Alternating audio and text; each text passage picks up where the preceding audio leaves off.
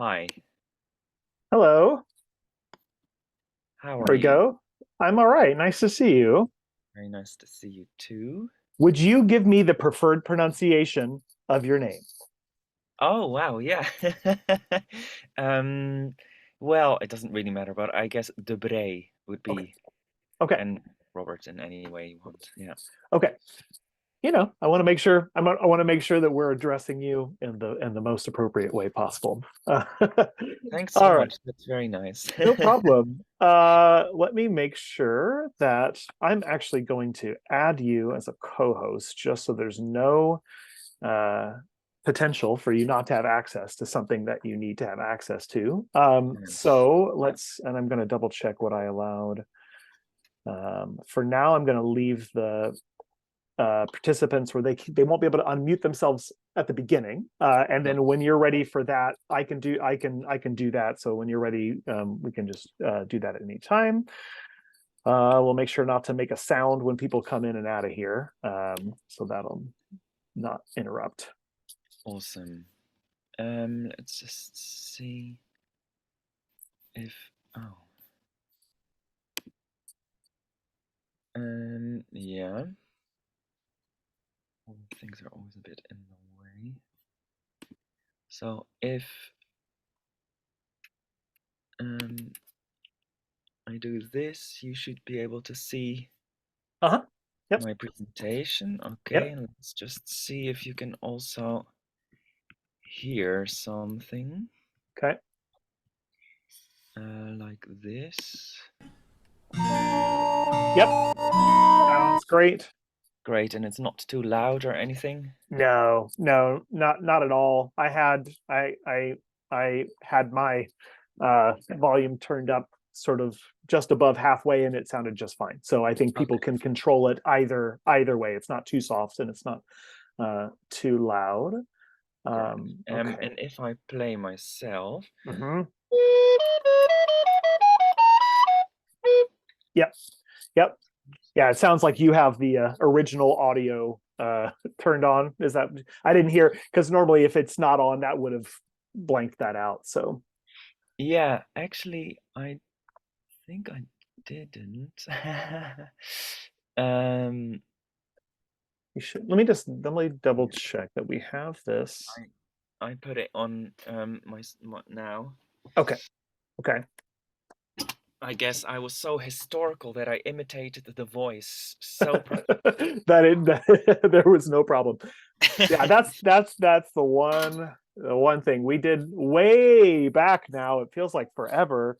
In fall 2019, Adam Gilbert was doing a session and had recorded out, and this was before any of us knew any better. And it kept muting when he would go into the second octave on his recorder because it thought, wow, that must be noise, Yeah, which no, is very exactly. Oh, unfortunate for. um, But that sounded just fine. perfect. Could I Uh, just check if I probably won't, but if I wanted to play something, yeah, that's very clear. That's still very clear. So great. I think Okay. Yeah, that's I probably won't, but in case I wanted to, uh, yeah, then it's a great. possibility. Let's see. Okay. At the beginning, just so you know, and I'm Yeah. cleaning a few things up here. At the beginning, um, I will do an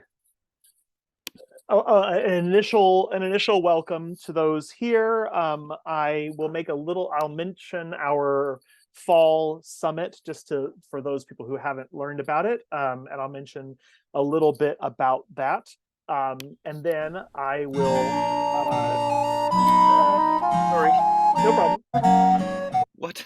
And then I'll introduce you, and I'll just turn it over to you after that point.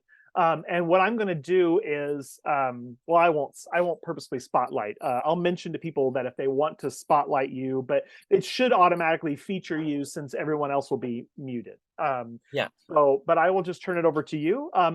And if at any time there's anything that you need me to do, just feel free to shout out what it is, and I will also let participants know that they can send me messages if there's technical issues. They can just send me, but otherwise I will step behind the curtain and I'll just be here for anything that you might need. I wanted to just check if I do this version. Do you see? Oh wait, it's gonna take. Do you see my presentation I version see or? the presenter Oh yeah, setup okay. on that Never one. mind. Yeah. I remember what I wanted to say at the very beginning, so that's fine. Uh, Yes. and oh yeah, my last question, if that's Uh-huh. all right. Mhm. So for the second part, Mhm. I will invite people to play along, basically, so that Yeah. will still be muted. Yes. Do you think 4:15 would be better, or 4:40, or should I ask? I suppose I would ask. Yeah. I'm Okay. not sure. That's a really good question. From the few people that I know who are registered, I feel like most of those people will probably have either option available. Okay. But I think it probably would be best to ask and just to see. But that's a really good question. Yeah. uh, Okay. Good. yeah. So then, yeah, I will switch presentations at some point, and then at that beginning, ask um, that question, Great. and then have a little break so people could get their instruments, Yes. uh, and then yeah, and then we'll continue. Okay, so I think, and you can see now the other presentation, the Partimento and Telemann's flute fantasias. Yes. I don't see it in the presenter view, but I see it. No, exactly. Yeah, Yeah. Yes. Uh-huh. yeah. I should maybe put it together, but whatever. Okay. Yeah. No, it's fine. All right. Yes. Okay. Wonderful. Great. Everything that I want to view Just here. put the right thing in the Oh, spot. I did just do that. Oh, Also can't see my own view somehow.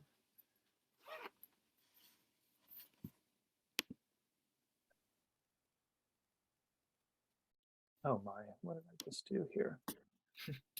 Oops. I was trying to get rid of toolbars for my handful of slides that I'm doing, and now I seem to have gotten rid of. Oh, okay. Let's not do that. Okay. This. All right. Okay. Well, I might just have to restart that. I'll just see. Yeah. Oh, I see.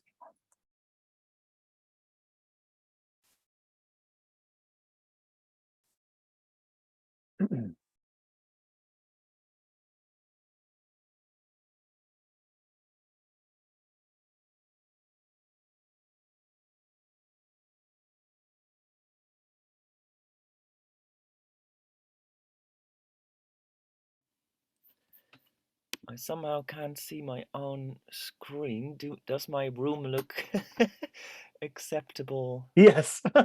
Yeah. Yeah. Everything looks okay. Okay, great. For some Wonderful. reason, I think at some point I turned that off, but no idea where I it just want went. to open a couple of slides myself.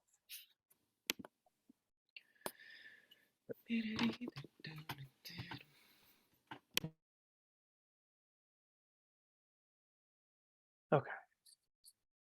That's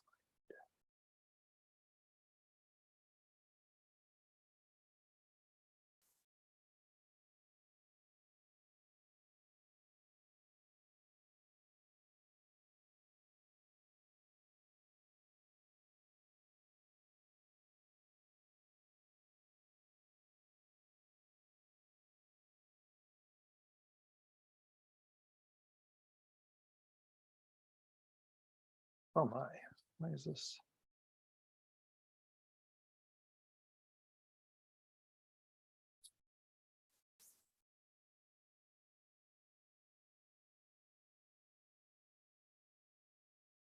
now.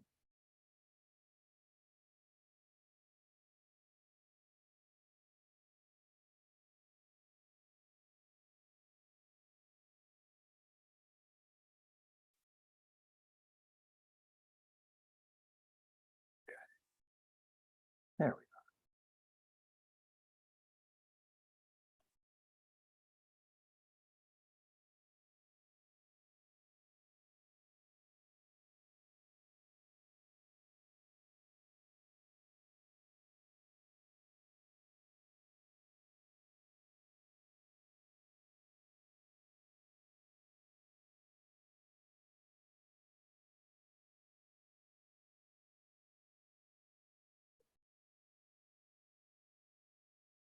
Okay, I am going to share something on the screen, and I will start the meeting. I'm just going to pull up a slide so you'll see your face here in just a second.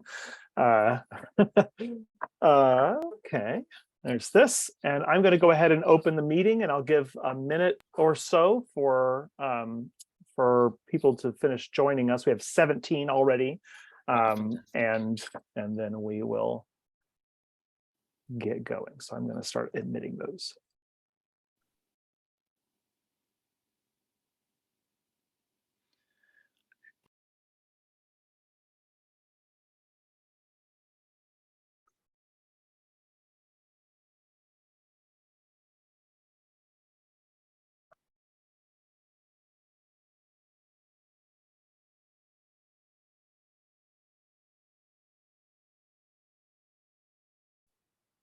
Welcome, everyone. My name is David Simmons Wood. I'm the Programs Director for Early Music America, and we'd like to give you a special welcome for joining us this morning, afternoon, or evening, whatever it might be for you, for a special workshop, the final in our webinar series for winter and spring of 2023.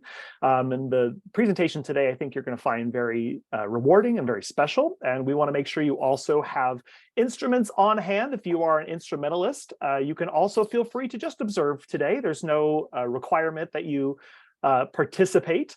But if you do have instruments, you'll want to have those on hand for a little bit later, and we'll have some more information about that, so you can be playing along and learning as we go a little bit later. This presentation came out of a proposal that was given to us for our virtual summit from last fall, last October, but we wanted to allow for more time than the summit would have allowed for this particular piece. And so we invited Robert to come and join us here in the spring series and give a little bit longer. So we'll be here for a couple of hours today to give this topic the breathing room that it deserves. And speaking of the summit, I want to draw your attention to our upcoming Early Music America Summit that we'll be holding in Boston this October, 24th through 26th. We're going to have some exciting information about our professional partners, our presentations, the Young Performers Festival and Emerging Artists Showcase, also where you can find hotel rooms, and all of that will be coming up in the next few weeks. You can watch earlymusicamerica.org to find out more about that. You can also sign up for our weekly eNotes newsletter by going to earlymusicamerica.org. And if you go to the bottom of any page there, there's a little button that says sign up for eNotes, and you can get that weekly newsletter that's full of reviews, articles from the early music community, as well as job opportunities, events, and so much more. And we'll be making all of our announcements as we head toward our summit. Registration will open for that on May the 30th. And we're hoping that if you can, you'll join us in Boston this year as we gather our early music community for the very first time for an in-person summit. So thank you all for your consideration for that. So today we have a special guest. We have presenter Robert de Bree, who is a sought-after musician, both as a performer, oboist and recorder, and a pedagogue. He's performed with English Baroque Soloists, Ensemble Pygmalion, L'Arpeggiata, Academy of Ancient Music, Concerto Köln, and many others. He improvises in his solo programs and with his ensemble, the Scroll Ensemble, bringing together improvisations in many different classical styles, audience interaction, and research. Robert teaches historical improvisation at the Royal Conservatory of The Hague, and we are very, very excited to have him here today. And Robert, I'm going to turn it over to you now for the rest of the presentation. Thank you, David, so much for this wonderful introduction and for the invitation. I'm very honored to be here, looking forward very much to present these ideas to you. So I'll have three parts for you. We'll start with a little introduction to what Partimento is generally, and its conjunct method in Naples, which comprises more than just Partimento, and I think that is very elucidating and important for our story. Then also in the second part, I would like to talk a little bit about what I've done so far in my own research. And then in the third part, we will get to the actual workshop part. Don't worry, I'm planning for that to be the longest part. And that part, we will look specifically at Telemann's flute fantasias and how we can start improvising ourselves on monodic melodic instruments. Feel free to chime in, and especially in the chat with questions should things not be clear, or would you like, if in case you would like to have some more information about something. I'm very happy to provide more information. I tried to make a sort of concise version of the introduction, but some things might tickle your fancy more than others, and by all means, feel free to ask for elaboration. All right, so here we go. I should be able to click, and then yes. So, Partimento for melodic instruments, sure, but of course the first question is, what actually is a partimento? Very simply said, we could say it's a sketch for improvisation at the keyboard, and very often it has pedagogical goals. Here you can see, I'm sorry for the pixelated version, but here you can see a little bit of a bass line. It might look a bit like basso continuo to you, and there are certain resemblances as well. Generally, a partimento will be a single stave piece of music, and you will be expected to realize it a little bit like the figures in continuo, but then it should become a solo piece for keyboards, and for instance in 3 or 2 voices or even 4 voices. Sometimes there will even be partimenti that are supposed to end up as fugues, or a sonata or a dance movement. So the farther you get into the method, the more the result in any case will sound like actual compositions that we still can find back from that period. Some differences that might occur compared especially to basso continuo are, for instance, like in this lower example, where you might find some unusual clefs and also fast clef changes, denoting different entrances of different voices, especially for the fugal partimenti. But also sometimes you will see kind of strange numbers, like 4 threes in a row that you might not really expect in a continuo piece, that would indicate a specific melody that the composer of the partimento would like you to use. Yeah. So that is what partimento is for keyboard instruments. Now, I can play a little bit on a keyboard instrument, but not very well. And so when I started reading the wonderful book by Giorgio Sanguinetti, The Art of Partimento, and I read this wonderful phrase that ended with, and Partimento shaped the musical minds of 18th century composers.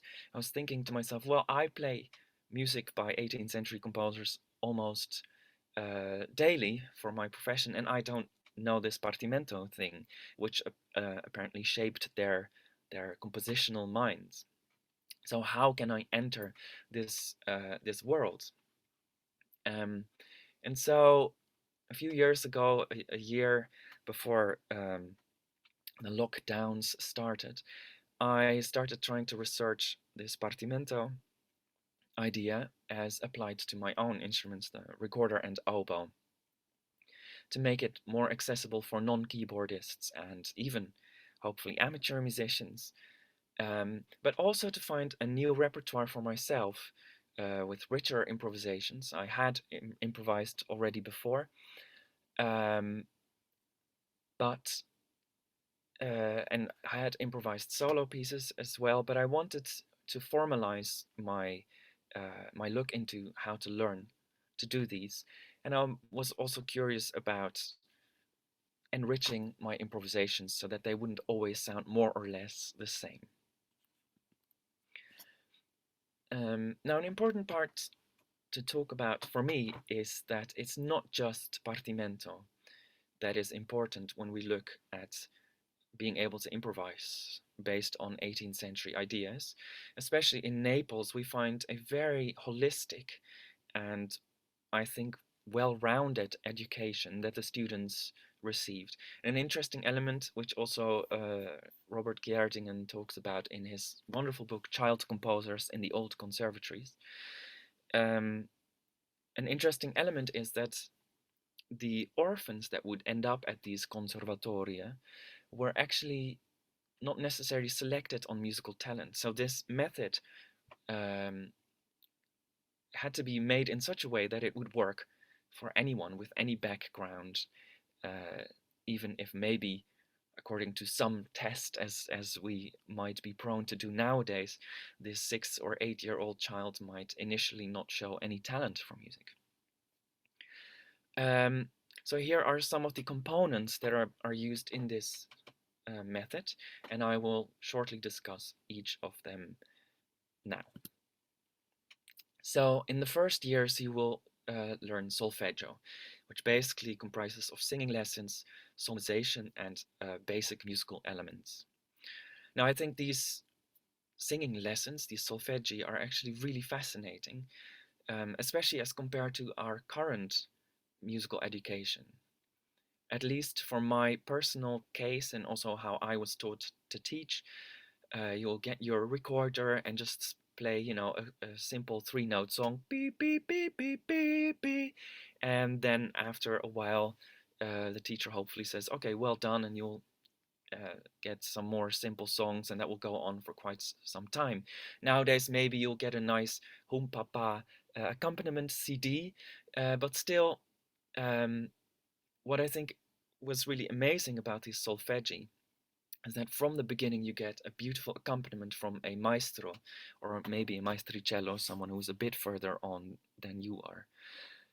So for instance, here in this canone a due, you can see that at the very start of your education, you will already get this beautiful bass as an accompaniment. And also the teacher will first sing probably, and then you will imitate after 2 notes. So you're learning about imitation, you're hearing these typical ways in which a musical scale, even a simple musical scale, might be accompanied by the basso continuo. And so from the very beginning, you already get a full picture from a full picture of music, of what it should or could sound like. And that means that subconsciously you're already developing the ability to do these things yourself later on, where you will just need a little nudge to sort of activate that passive knowledge. This is just to show, so in this is the very first exercise that you might find in the Elementi della Musica by Sabattini, who was a famous teacher in Naples.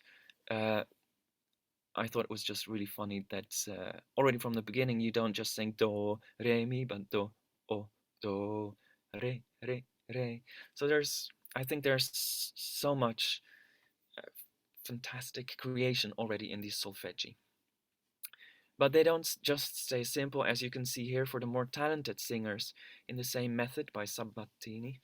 we might find these rather complicated things that I will not even try to sing because I couldn't. Right. Oh yeah, and then there's this wonderful book by Nicholas Bhargwanath, The Solfeggio Tradition, which describes this forgotten art of melody, should you be interested to find out more. So the first element would be the solfeggi. As a second element, you might start learning certain regole. They're basically very small building blocks that you could then string together and would learn to vary. First, you would learn them in a very simple version, and then later you can start to elaborate them. An interesting book about these ideas in modern terms called Schemata is Music in the Galant Style by Robert Jerzingen. So a regole might look like this one, which we found, which this particular one is found in the regole by Francesco Durante. How do you prepare the dissonance of a fourth, which you could do by first playing an octave above the bass, and then when the bass moves, you stay, which automatically makes it a nicely prepared fourth, which resolves in them. And then you can see that you will do it also in different keys. Oh, oops.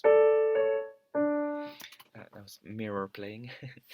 But a regola might also look like an entire scale that you would learn the different, let's call them for now, chords that fit on each note.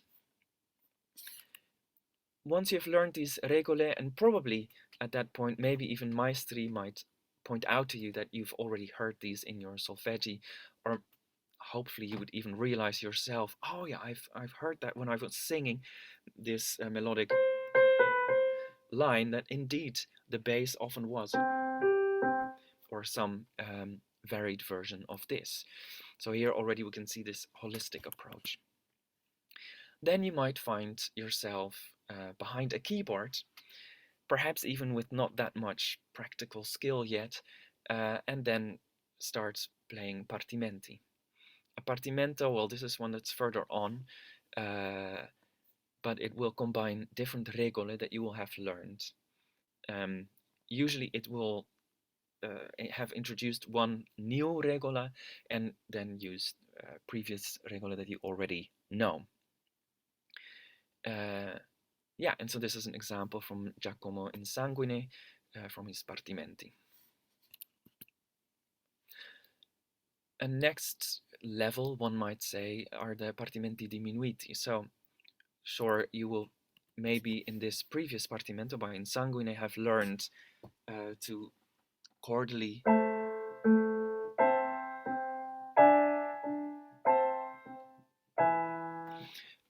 realize this Partimento. Obviously, that doesn't really sound like music yet.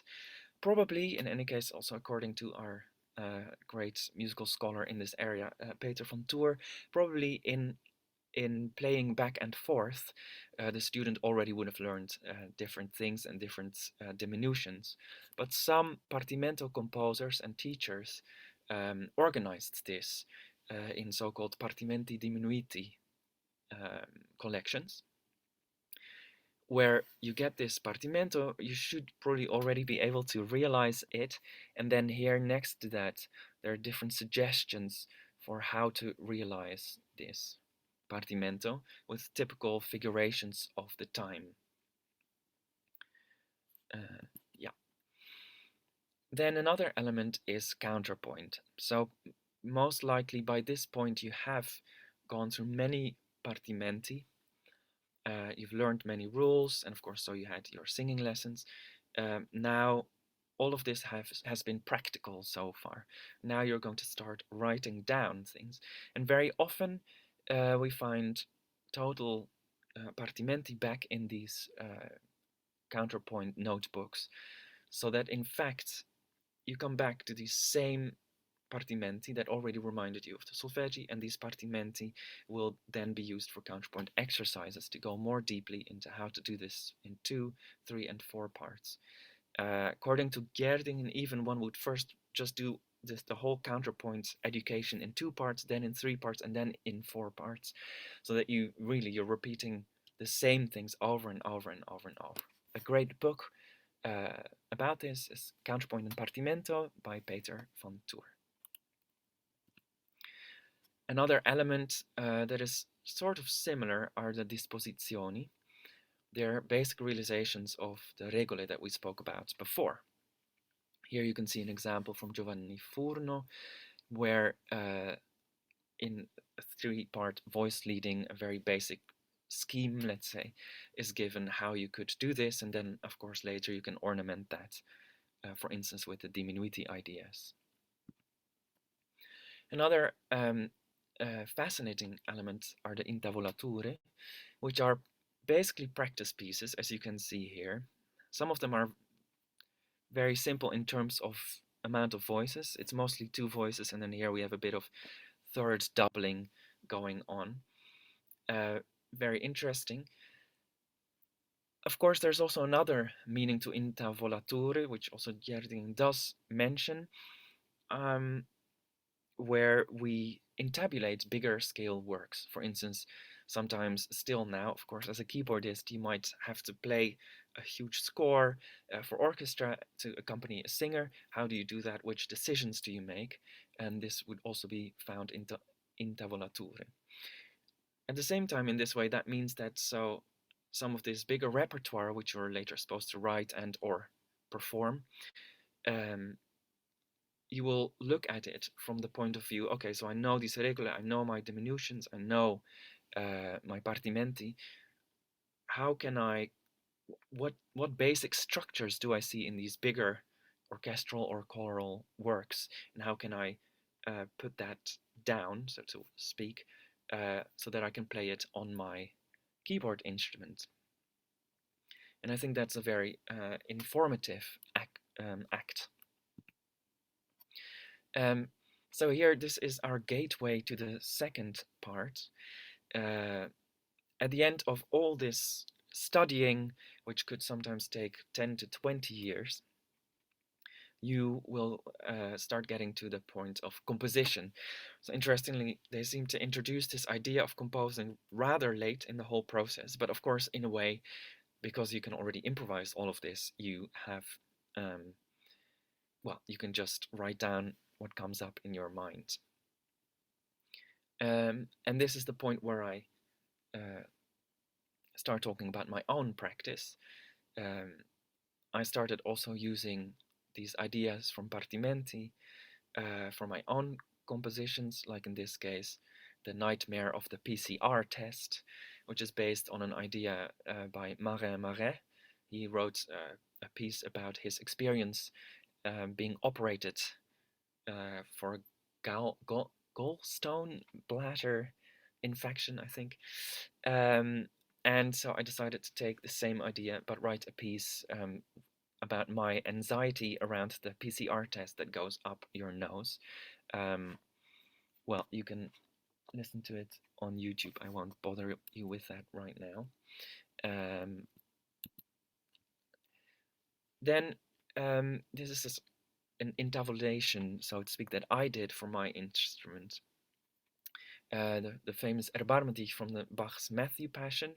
And to what extent could one play, this whole orchestral and vocal score just on one instrument?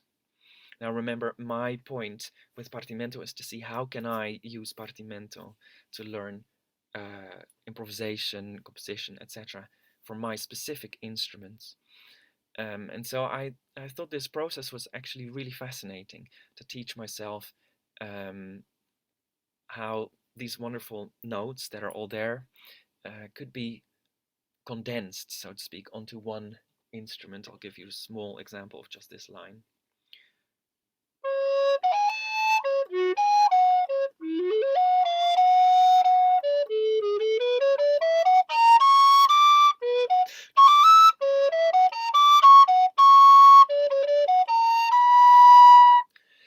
And so in this way, I started learning about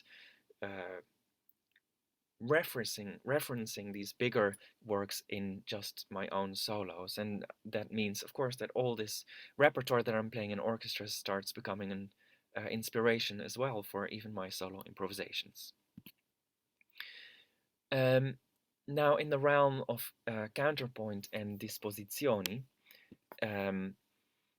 I'm working on this idea that Corelli's trio sonatas could be great examples of how to realize partimenti with someone playing the bass part or maybe continuo, and then two melodic instruments realizing the rest of the partimento.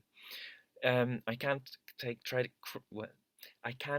credit for that idea at all, because there was already a partimento writer who distilled bases from Corelli trio sonatas and put them all together to teach people how to improvise, how to do these partimenti. But he only references the bass lines, and he doesn't show the actual realization of the trio sonata as Corelli wrote it down. So that's the part that in this case I did. Although, of course, I mean, there's many other people that have done this sort of work before.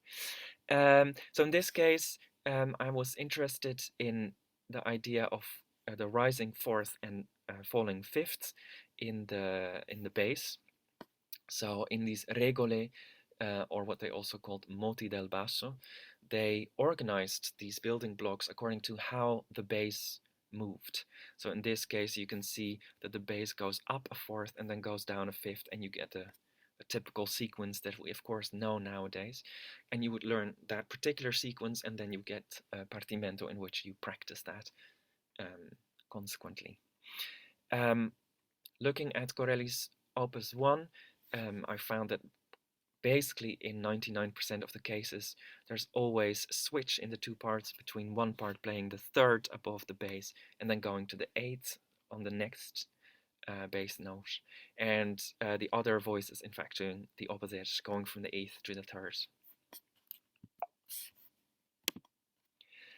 And then, of course, to find this diminuiti approach, we can find different variations that Corelli wrote on the same type of bass, same type of moto del basso, that I have collected and then learned, and then as a consequence, I can bring it back to this collection of partimenti by Insanguine, because they somehow use very similar figures as Corelli does.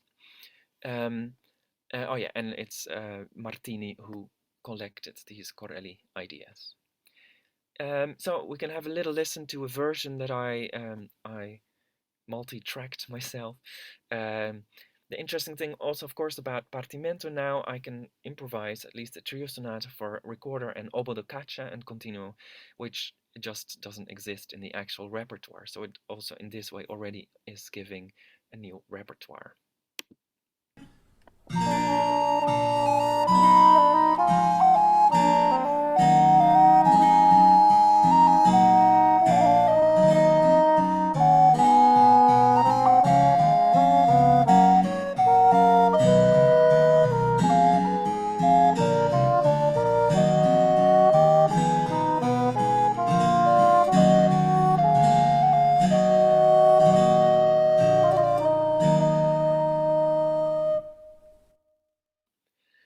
Yeah, sorry for the massive ritornello. My continuo skills are not quite up to standard. So after all those eighth notes, my brain just shut down a bit.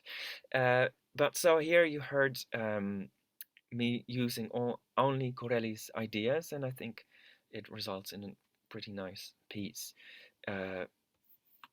Yeah. Oops. Another approach that I have taken to find diminuiti that are specific for my instruments, because of course there are diminuiti that I could use from, for instance, Fenaroli or Durante.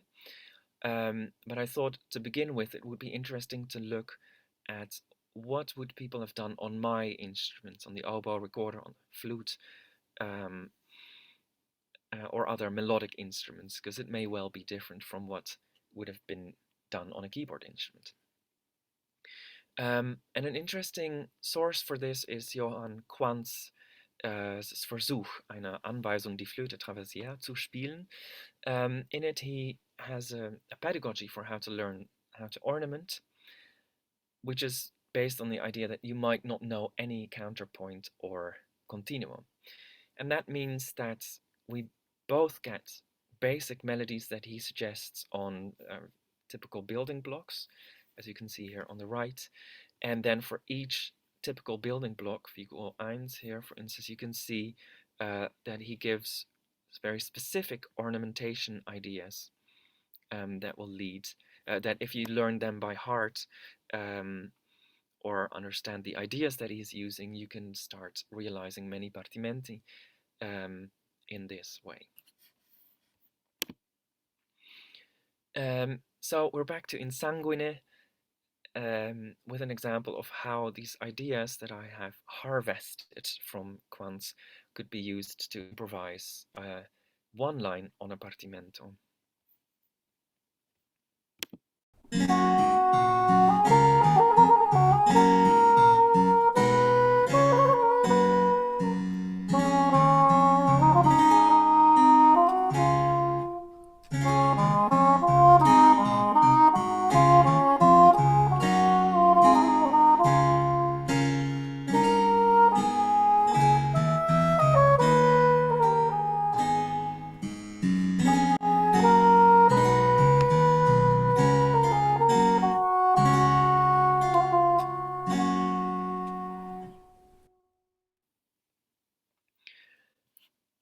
Yeah. So another source, or well, no, I should say another part of the research is finding theoretical sources that might also give some kind of idea of how one might express counterpoint and or chords in a single melodic line. And here we find an interesting example from Friedrich Erhard Nietz, who wrote this Musikalische Handleitung. It's a rather big treatise, very interesting. Allegedly, it may have been on Bach's in Bach's library, and so he may have used it or ideas from it to teach his students as well. And here we see a little bass pattern with how this should be realized. And then Need tells us, okay, well, if you want to do that with a pattern that doesn't double any notes in terms of chordal playing, you could use these ideas and gives these variations, or in other words, again, diminuiti, that could be very interesting to also look at. As again, this is basically for a keyboard instrument, I have not put that into actual practice yet. So then we get to my research that we'll work on today, which combines many elements: counterpoint, composition, intervolatura, disposizione, which are Telemann's 12 fantasias for flute without bass. Of course, I'm also hoping to look at the violin and gamba fantasias, but well, one only has so many hours. So here I would like to just give an example of some of the things that one could learn. And for me, what was especially interesting was to look at this broken counterpoint approach that Telemann uses. So from my previous experience, it was relatively easy to realize a partimento like this by just breaking the chords.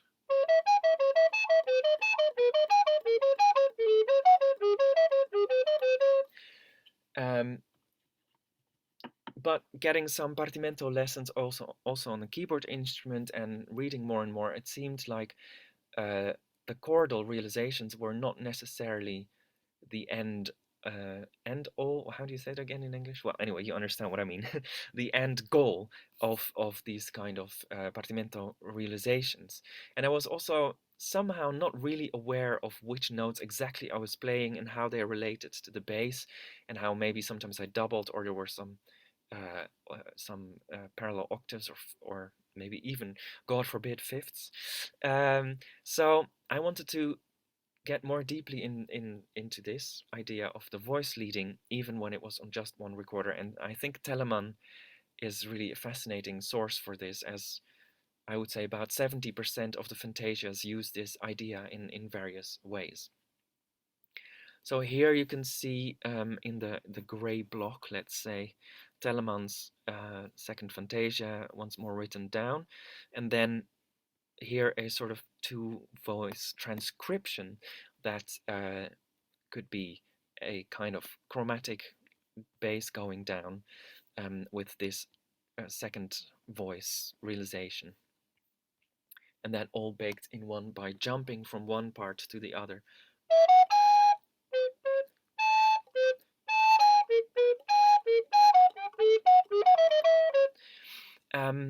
And then in this case, on this Partimento number 55 by Mattei, we can basically use that idea to realize this Partimento with a little upbeat.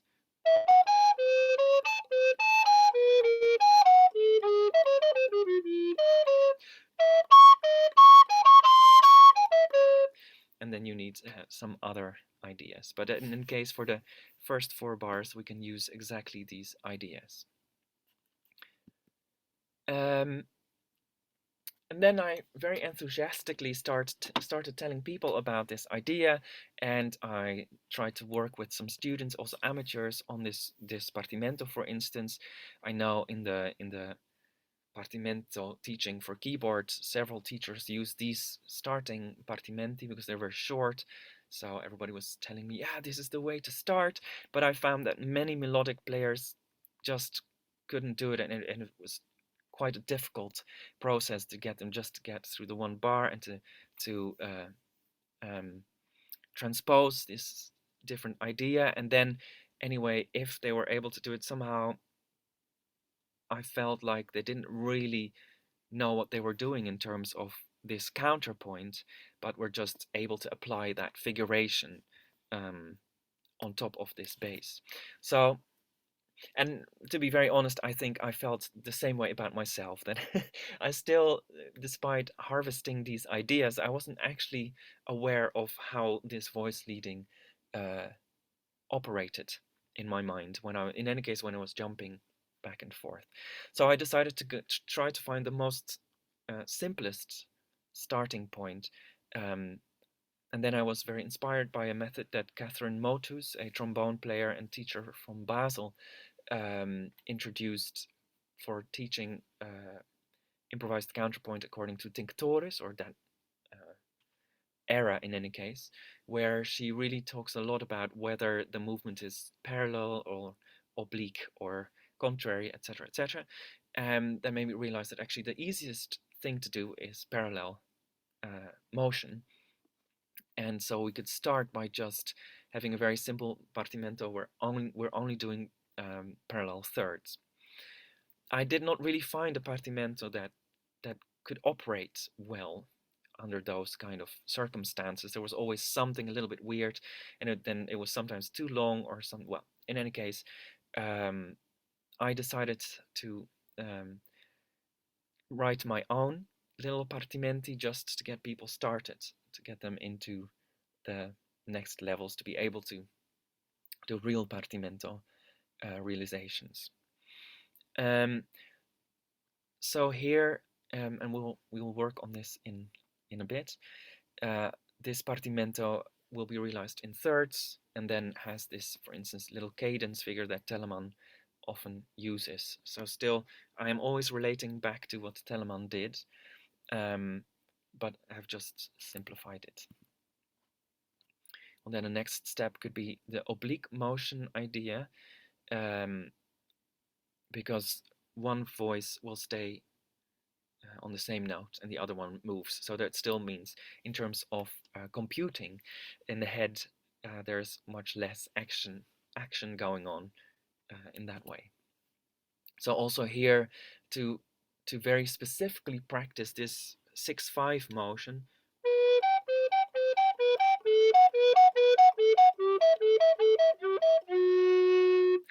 I also constructed my own partimento, just with might have some funny corners here and there, but it will in that way really focus on this one idea, and go through a few keys, and then one can of course transpose to really try to incorporate these ideas into one's improvisations and partimento realizations. Then next would be the moti del basso realizations, as we can see here, for instance, a very nice third down and step up realization by Telemann in his sixth Fantasia.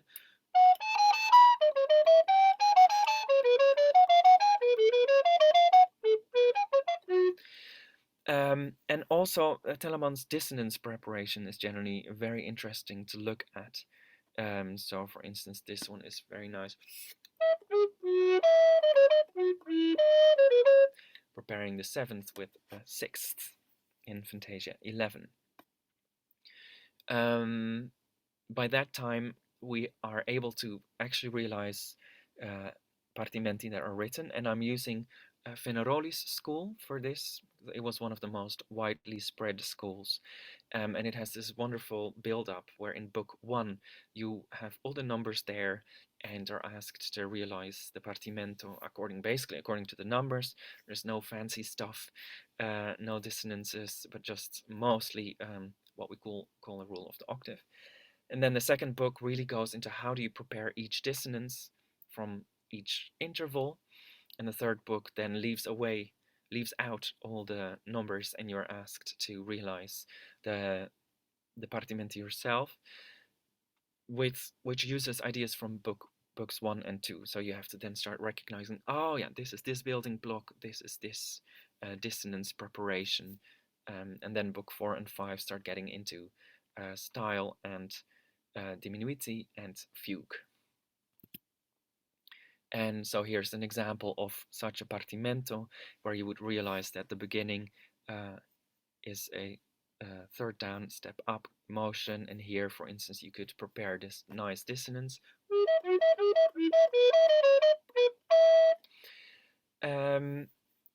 Yes. Then, of course, after this two-voice structure has become very clear, I can start also looking at the three-voice and other chordal approaches that Telemann uses. And here I was also very happy to find that Mattheson uses very similar ideas. So here in his Volkommene Kapellmeister in chapter 18, after having spoken about counterpoint, he says, well, you don't always have all the voices to realize the counterpoint that you have written. For instance, there's three voices. Maybe you only have one cello and one violin. So what can you do? So he gives different ideas of how to realize several voices into one. And here is, for instance, his realization of this three-part structure onto one instrument.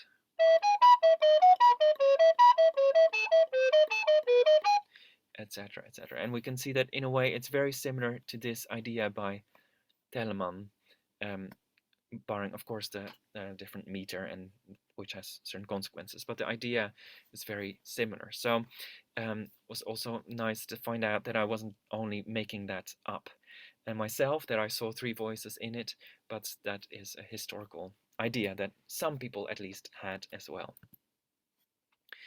Now, in Telemann's Fantasias, we even find two-part fugues, which are really some of the most genius things written that I have ever played, I think. So here you can see there's the theme.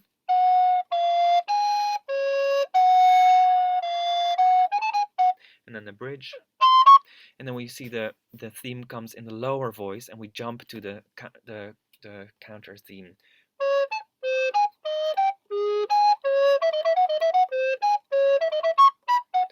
And then we get a little episode. And so even there we can also find in Venaroli's book at the beginning these fugues that, in any case, according to Gjerdingen, would also probably have been realized in only two parts. So I was very happy because I've always wanted to learn how could I improvise fugues like this, like Telemann, and have had a very hard time getting into it. And so now my first attempts are just to look at these Fenaroli fugues and realize them in this Telemann-like way. I will let you hear a little bit. You can hear the full thing on YouTube.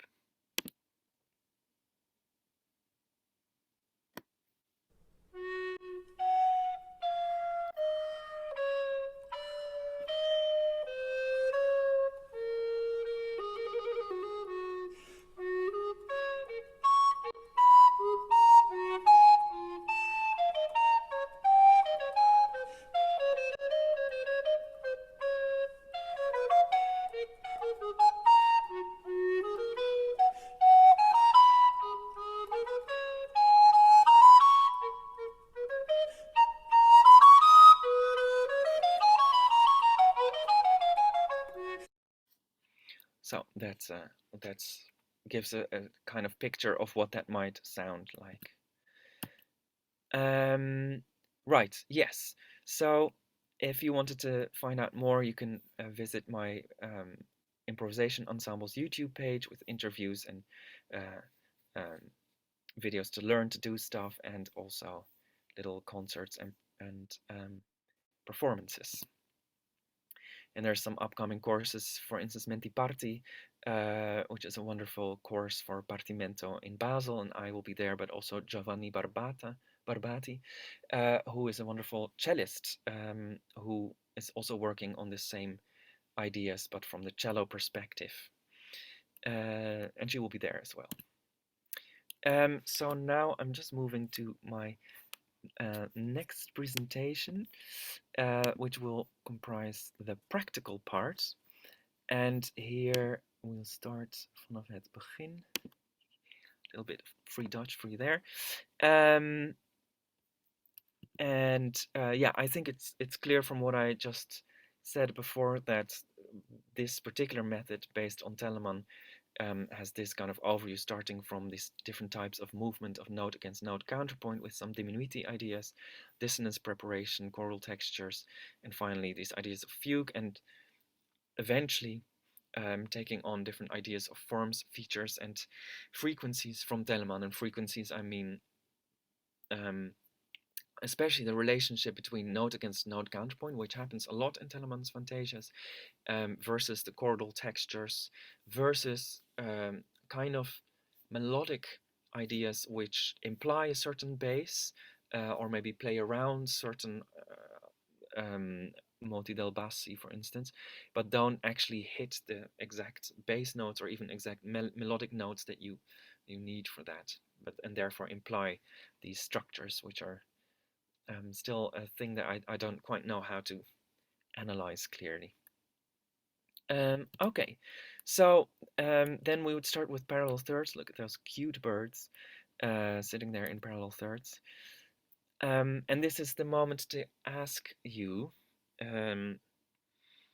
so it would be great if you could join me in playing. So there will be progressively,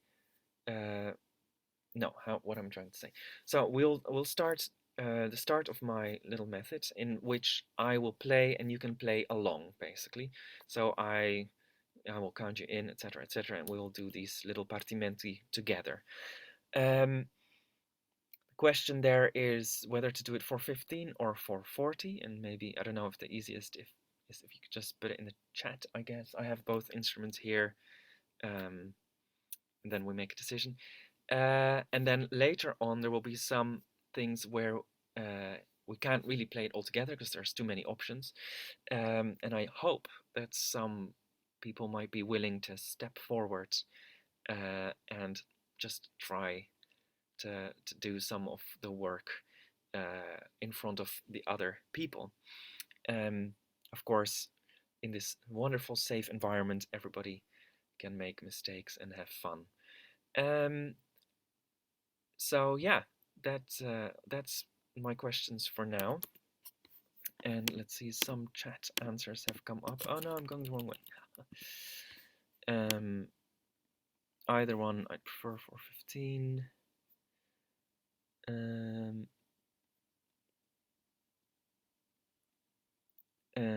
Yeah. So far it says mostly 415. Well, that is one person. Let's try then 415. I hope you will join me. Um, oh dear, I'm doing it wrong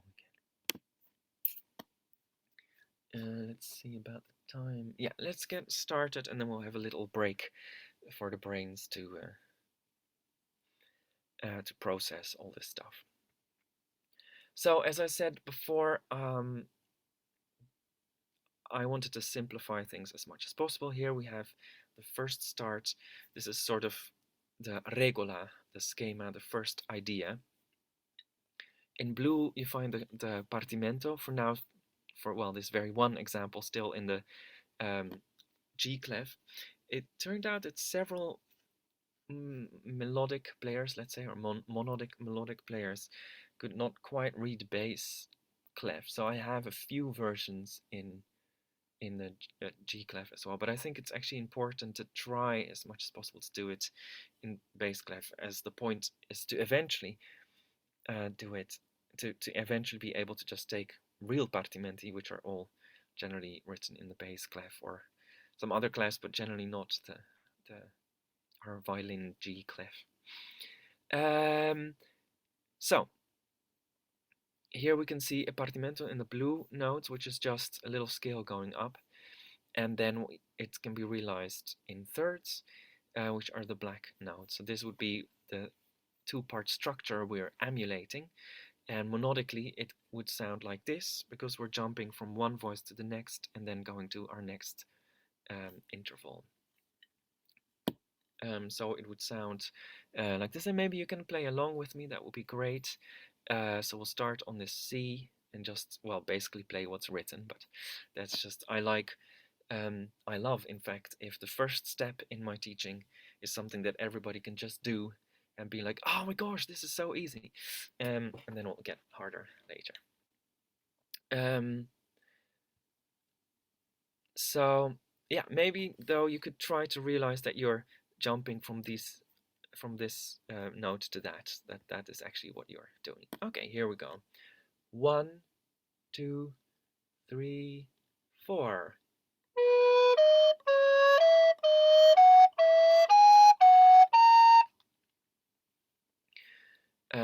This particular example we won't do more than once, because supposedly that should be fine. All right, but of course, if you want to do it again, write in the chat. Now, we basically have the same structure. In the bass here we have our partimento. I still wrote down, just so it's really clear, this is the other voice in parallel thirds that we're improvising. And now we're going to try again to jump back and forth. Now this is in the bass clef, so this is the same C that we're starting on. We'll get a 3, 4, 1, and then we'll go all together. So this is for you to play along. 3, 4, 1.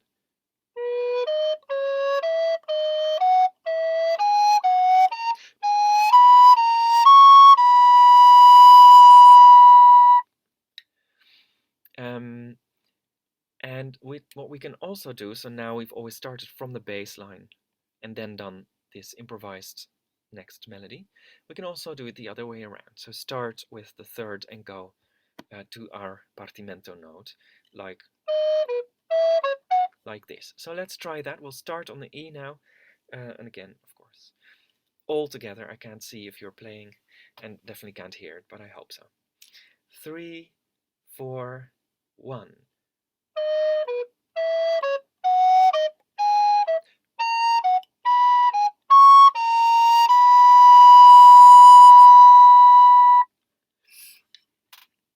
So, well, this was still well within our range of abilities, I would imagine. Now, we know enough to do our first little partimento, which starts basically in the same way as we have just played. You see here the word cadence. You don't need to do anything special there. Just by realizing the third above, you will basically automatically play a kind of sopranisans cadence. And on this note, because it's the cadence, we don't have to do anything else. We can just stick to that note and make that long. Yeah, maybe I'll warn you ahead of time because I can't hear you now and then react to that.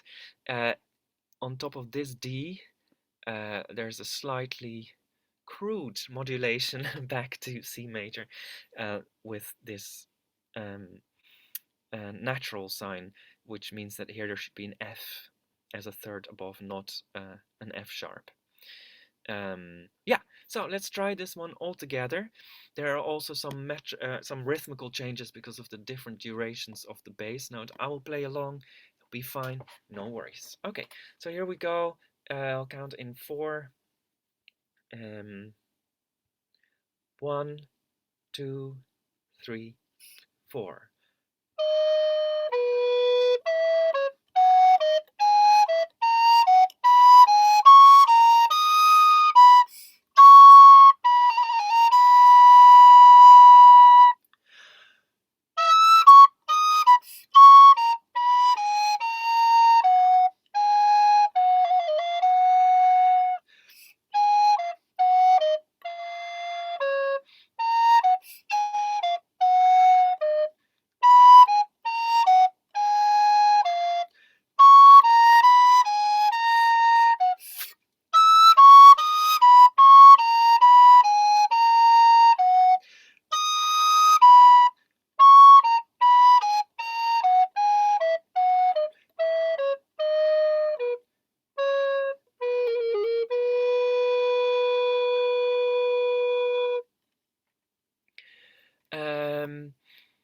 Yeah, I hope that went well for you. On this note, on the C, some people play that as a cadence, so you could also, if you start from the G, end there like this. All right, we can try this one more time. What we'll do now, if you felt like, oh, I was very able to do it already, you could start on the C instead of on the E. So going up from the bass. I'll do one more time the same thing. If someone wants to try again, that will be less confusing. 1, 2, 3, 4.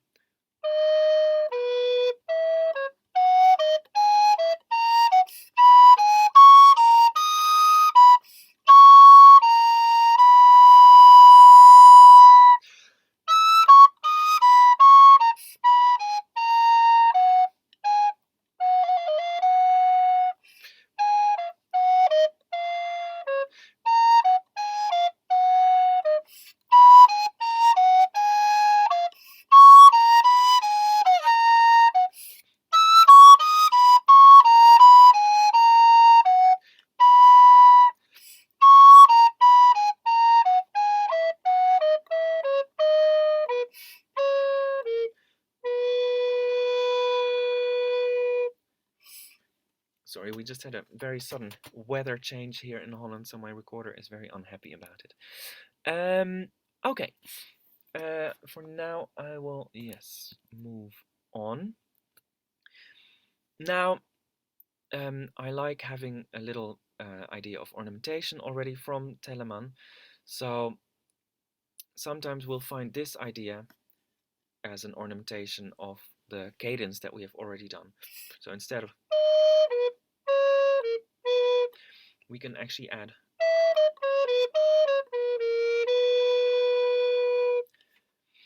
And I think this is also a nice addition because it makes us think a little bit more about what interval we are actually on. Because to start this ornamentation, do take note that we're actually starting one note higher than the third that you're supposed to be on. So it's a little nice appoggiatura. I guess very officially it should be nicely prepared by having an F already before, but in this case we're leaving that by the door side for later. Let's try this example together, like just the first 4 bars, so that we get a sense of what that feels like to change. For some people this is a bit of a step to take. So let's start from here, and I'll count you in. 1, 2, 3, 4.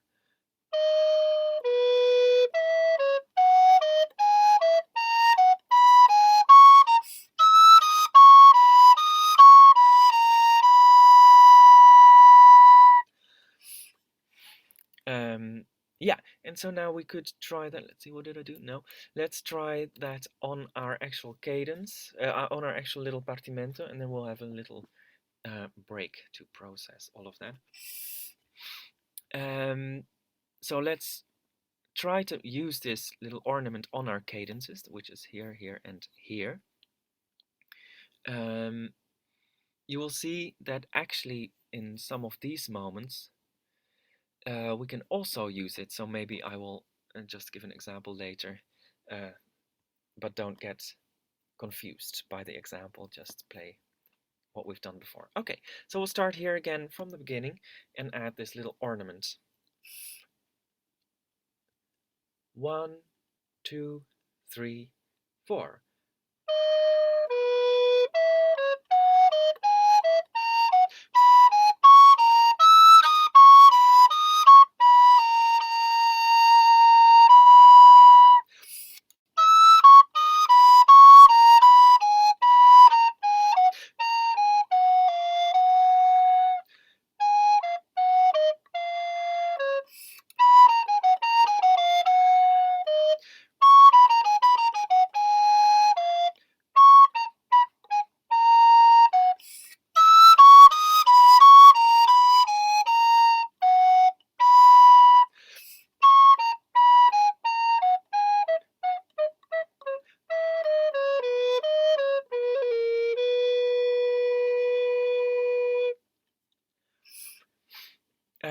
So I'll leave this on now for in the break, so you can have another try, and maybe if you have any questions, we can get to those as well so far.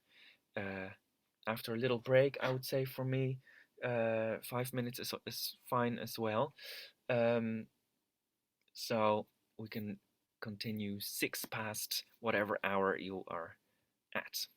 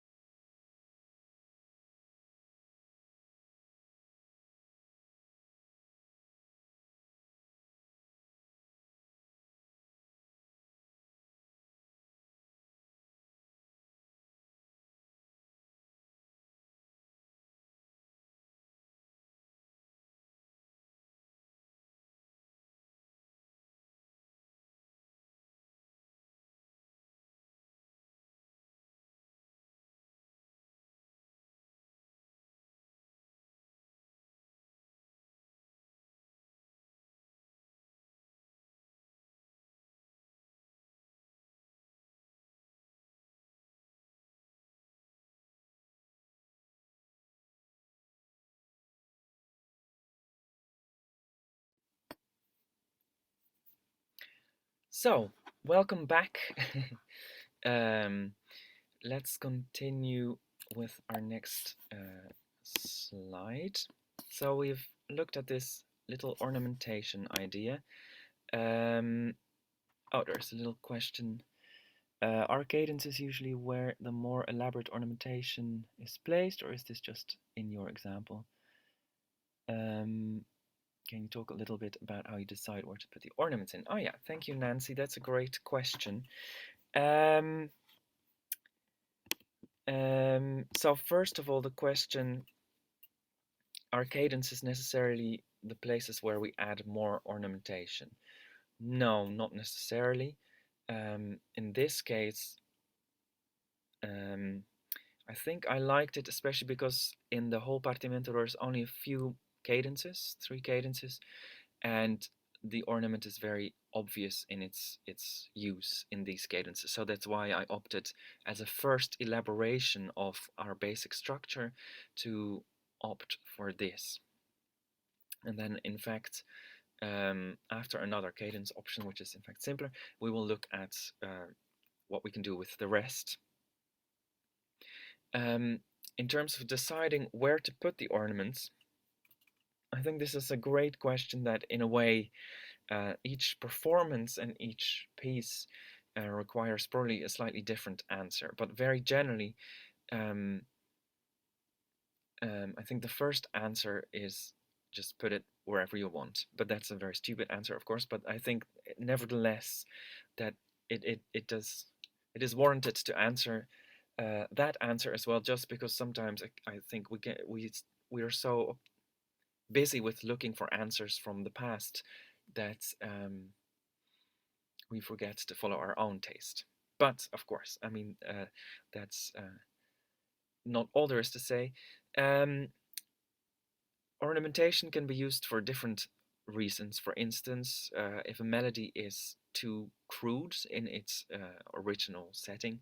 So, for instance, Quantz says that whenever you have a third, it should always have a tierce collé to make it a bit more rounded in the melody. So, one reason to decide to put ornaments somewhere could be to make the melody nicer, more vocal, more rounded. Another thing could be that you find the melody does not have enough virtuosity in it, and you might want to show off your skills. And then another reason could be to elaborate a nice element that you see that you want to make even stronger. If there's a nice dissonance, you could find a way maybe to make that dissonance stronger by elongating it with the ornament, or really using the ornament to really go to this moment. Another thing could be that there's a piece, for instance, like this, where the melody is very, very staggered, very closely linked, so to speak. And there's one moment maybe there that the piece goes a bit up. You could then exaggerate that bigger jump with an ornament by making the ornament go to an even higher step. Or if there's a beautiful harmony or chord, you could also accentuate that. Or if you find like again in this example, if you find, well, there's quite a lack of dissonance, you could, for instance, with this particular ornament, add more dissonance, so that we have a little bit, as some composers called it back then, a little bit more salt in your food than just all the consonances.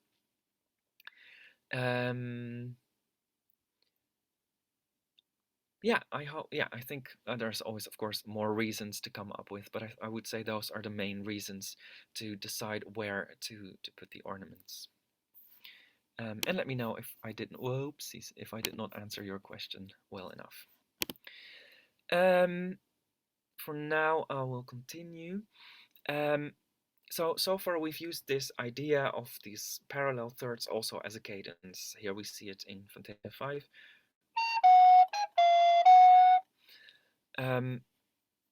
You might know or recognize that in fact very often when we have this kind of figuration as a melody, in fact the bass is not playing, but usually the 1-5-1 progression.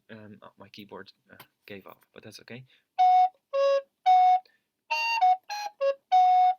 So this fifth is this jump of a fourth rather is quite important, which of course we're ignoring in this particular melodic cadence.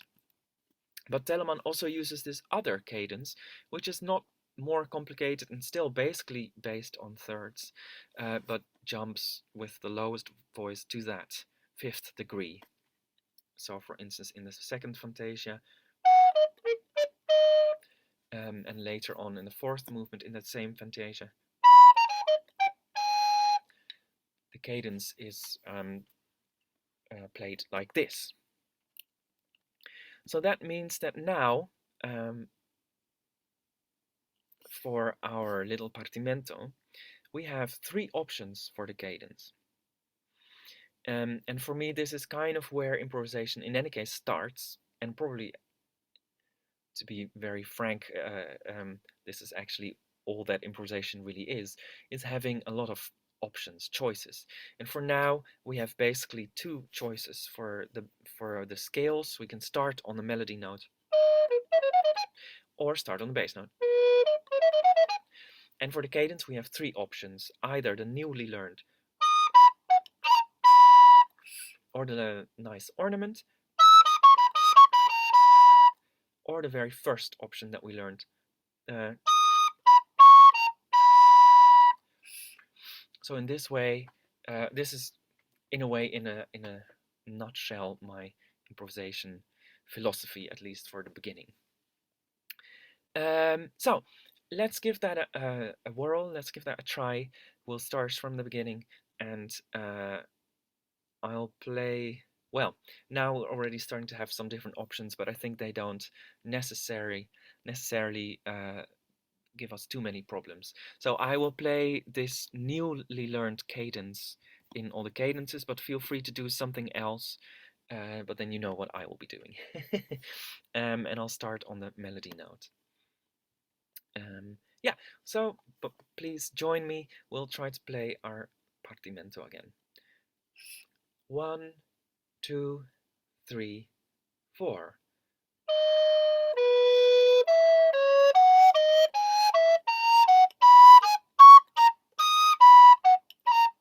Oh, sorry, I I did the amateur mistake of not counting properly.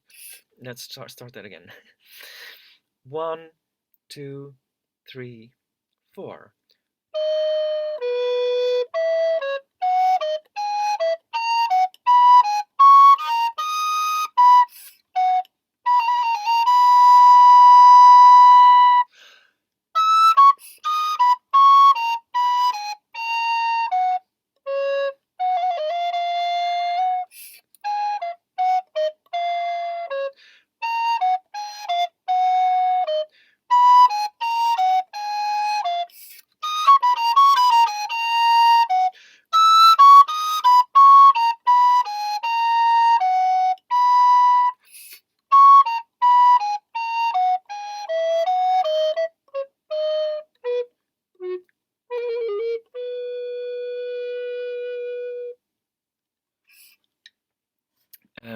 I realize now maybe actually the question about the ornamentation was also to do with my rather peculiar choice earlier on to to add an ornament in bar 18 and 19 and then not anymore.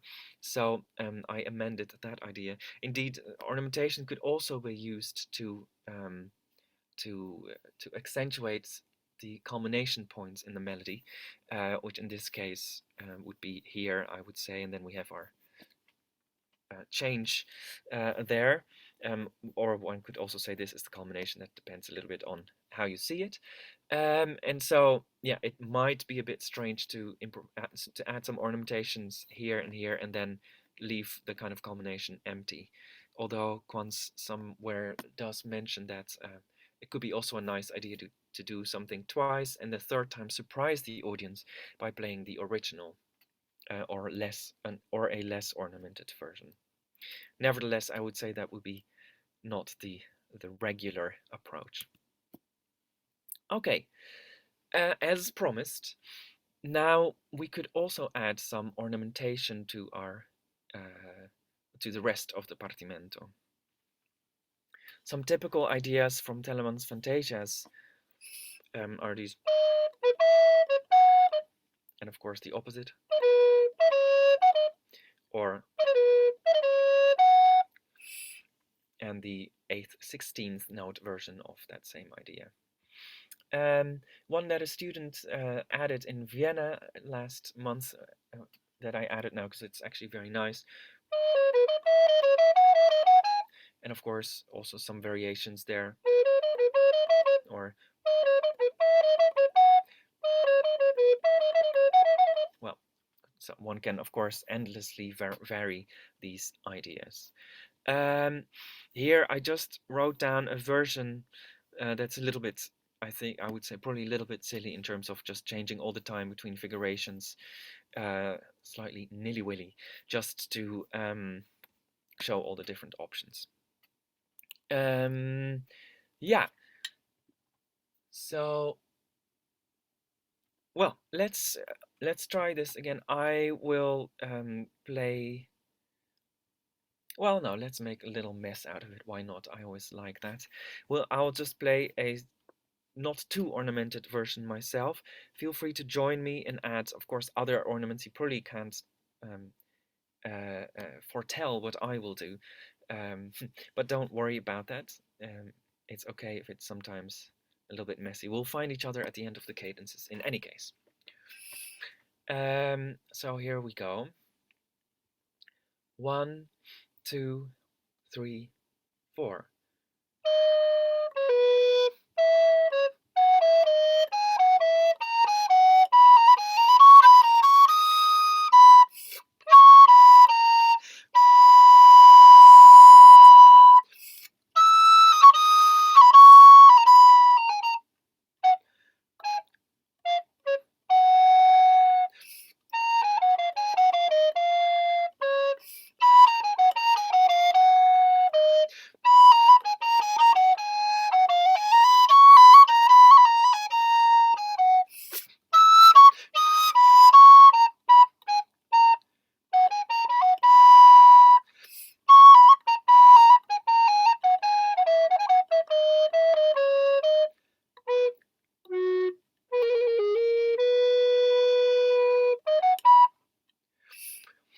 So, well, again, a slightly wild version, but I hope you enjoyed joining in making the wildness, and I wish I could have heard your versions, but maybe in a bit.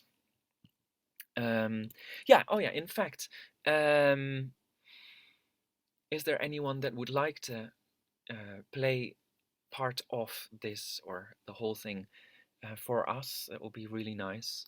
So we could hear, and I could also say something about that. But no pressure. You don't have to do that, of course. Let's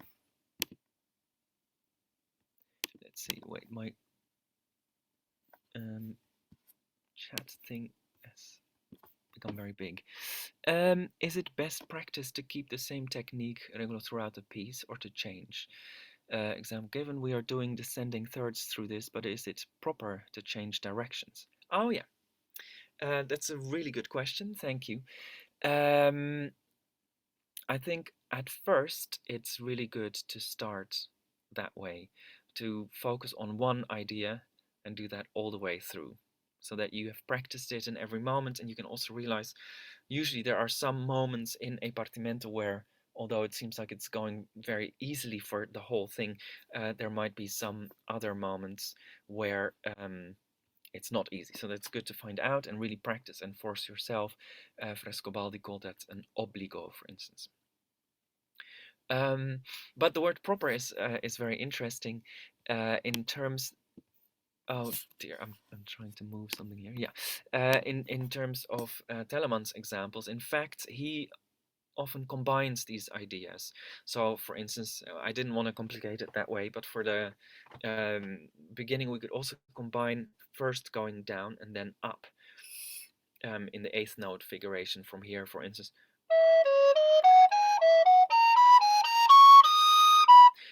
Which in a way is very nice, and it kind of gets away from this. this very motoric kind of mechanic approach, and the opposite is very nice, of course, as well.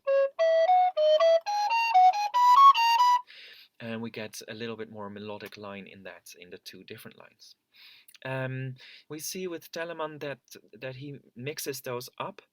I haven't yet done a sort of statistical analysis, seeing whether there's any what's the word? Whether there's any particular preferences that he has, or things that he thinks would be the best in terms of these combinations. So for now, my answer is that you can mix it up as it feels logical to you, and Telemann does do that in his pieces. Usually, no, even in the same line, sometimes he also changes, but mostly he will pick one idea and then it will change later on. Yeah, all right. Meanwhile, nobody said they wanted to play. So, well, maybe at the very end, someone still would like to brave it and try. So, preparing distance, I really love PowerPoint with their suggestions of images. So I just always keep them because, wow.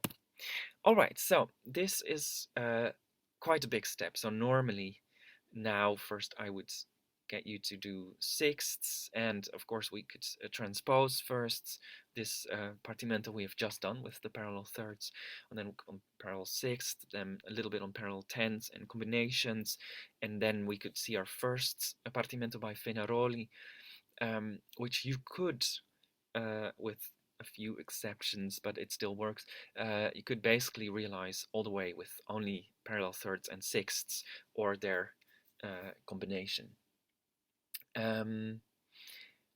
But I opted for showing you something a bit later in the method. It still basically works with all thirds, but well, it's a little bit more complicated than what we've done before, and the step is a little bit bigger than I would usually take. That's basically what I'm trying to say. So this is the della dissonanza di quarta preparata dalla terza. So it's the fourth, which is a dissonance in this period, and how you can prepare it by playing a third. And yay, we've just played thirds all the way through, so at least that's safe.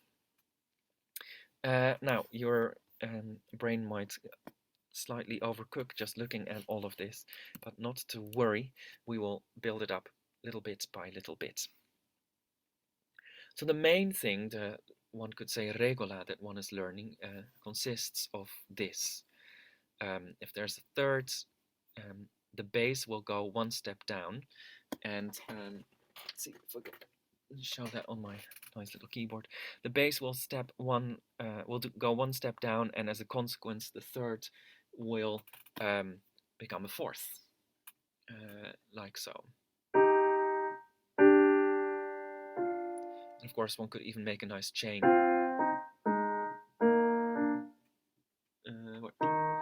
Sorry, yes. But here, Fenaroli has this nice little sequence that basically comes back, as you can see, every few bars, this exact same melody of going down a third and then going to the fifth degree of where we are at that moment. So if we can crack the code for this particular bit, we already have quite a few bars in the pocket, of course, transposed.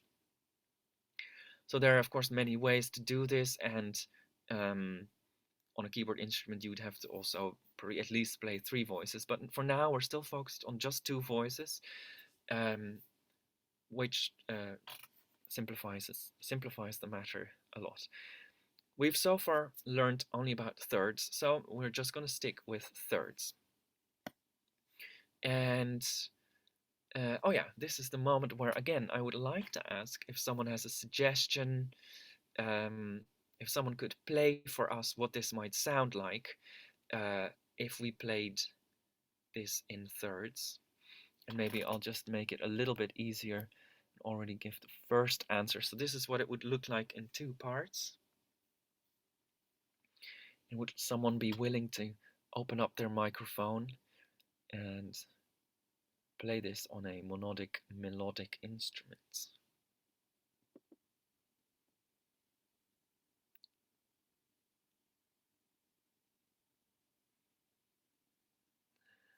Such silence. Okay, well, that's all right. Don't worry about it. If you wanted to send me a recording of that later, and I'd be very interested if you wanted to hear some of my comments. And I just love hearing people play, of course. So this could sound like this. If you wanted to, you could join me. Oh, it says we can't unmute ourselves. Maybe here David could help us. He told me that unmuting could be possible. If someone would like to just raise your hand, and I can use the reaction to raise your hand or put it in the chat, and I can unmute you individually. Perfect. In this case, it's Heather Schreiner. I don't know if I said that name right.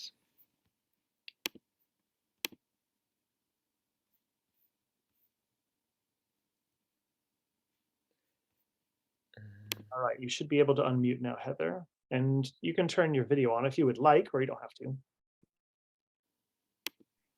Thank you. What comes to mind is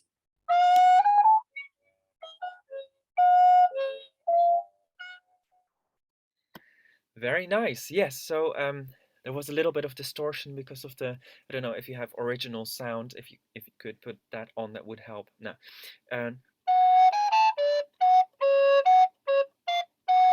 Is what I deciphered from that. Yes, very nice. Perfectly done. Indeed. So here's still a simpler version, but it's nice to already do a little bit of an ornament there.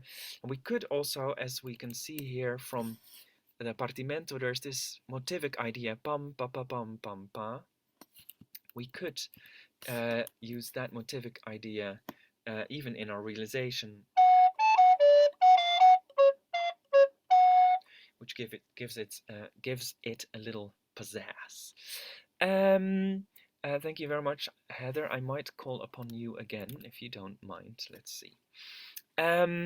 So now we're back to our Partimento, and you can see I have put some squares in there, or rectangles rather, sorry. In red we can see our module that we have cracked now, so to speak. So we know what to do there, although we have to transpose it, of course. Now in the green rectangles, we find some ideas which already, I guess one could say, circumscribe. I hope that's a good word. Either a third, like here. In terms of thirds, we don't actually need to add anything to the bass there. Or as in the second and third line, the, let's say, harmony is already clearly delineated by the bass, and Telemann would easily use this as an idea in one of his fantasias, so we don't actually have to do anything there either.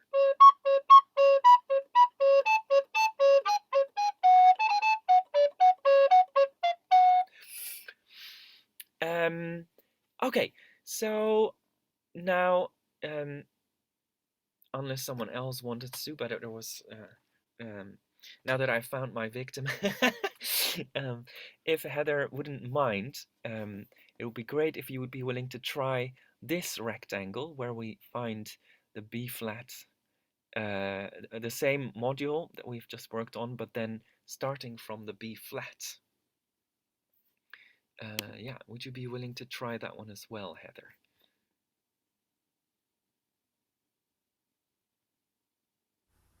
I can try. Let's see. The B flat is.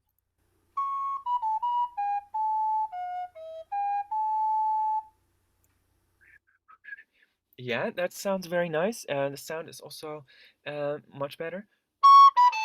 So here we should try to find a B flat, and maybe it's nice actually what you did here.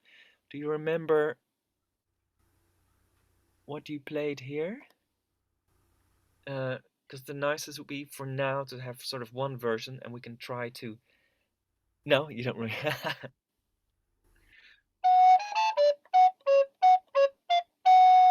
I think it was something like that. E flat G, D G, D F sharp G. So would you like to try if you could play that here as well? Okay.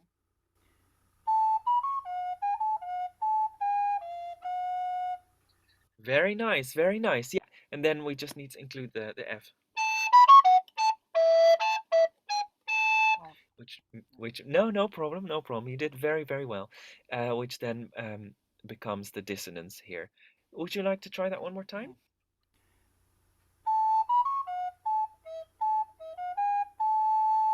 Yeah, very nice. Great. Um, so now I would be curious if you would be willing to try the first line, and no worries. I know it's a big ask, so some stuff might happen, but we can work through that. So whenever there's a green box, you can just play what is written, and then when the red box appears, obviously you will play what we've done before. And for now here, you could also just play what is written.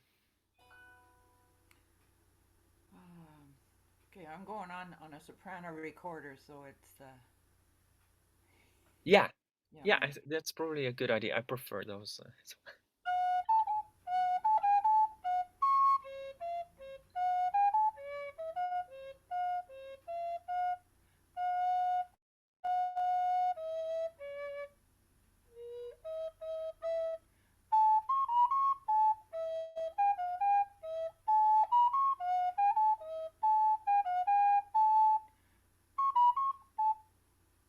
Great. Yes, well done. Okay. Very well done. Very nice. Um, okay, thank you so much, Heather. That was really amazing. Well done. Um, so then, of course, we have this other element, which in fact has this sixth chord in it, which we also haven't really looked at yet. So here also I would, for now, suggest one basic form, which actually includes that same element. So if we have this bass,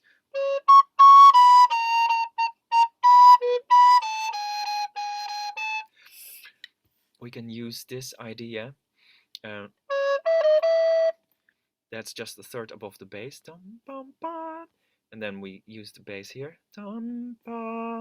And here we jump to the sixth. So we get, in fact, a nice question and answer inside our own playing. And a similar thing can be played on the other elements. Whenever 6/5 is there, we can jump to this 6, ending with the 5. So that means that we have now the blue boxes as well, and then we could eventually, well, here we can just use basically thirds as well. Maybe for now, I will, yeah, that's the last piece of the puzzle. I will just do an example of what that could sound like. Maybe it's nicest that you can follow the boxes here so you know what would happen. Yeah, so.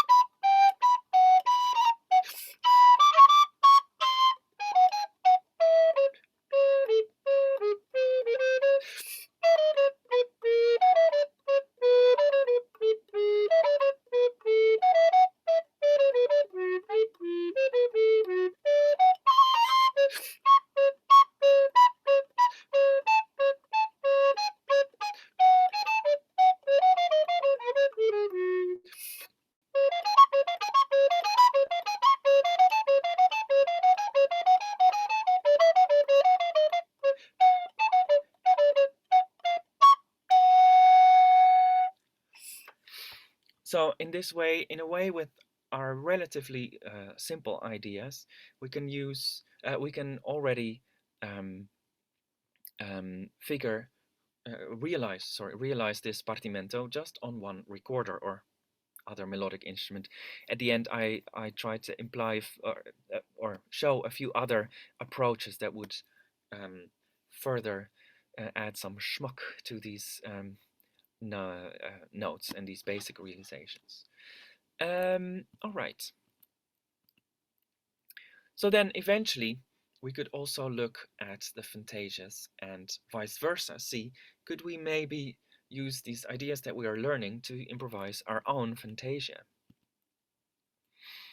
We could, for instance, look at Telemann's fifth fantasia, which has basically these two wonderful elements, which is a little organ point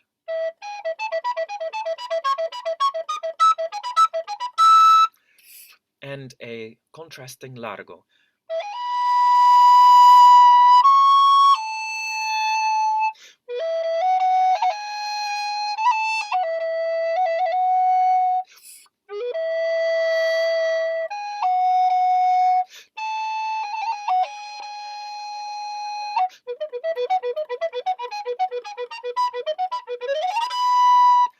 Well, and then we get another largo.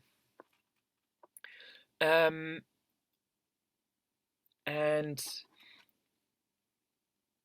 I would be curious, maybe someone has some idea how could we describe these different elements, the presto and the largo, or the form? Are there any other ideas, other things we could say about these elements that we could then later use for improvisation, if we can define it?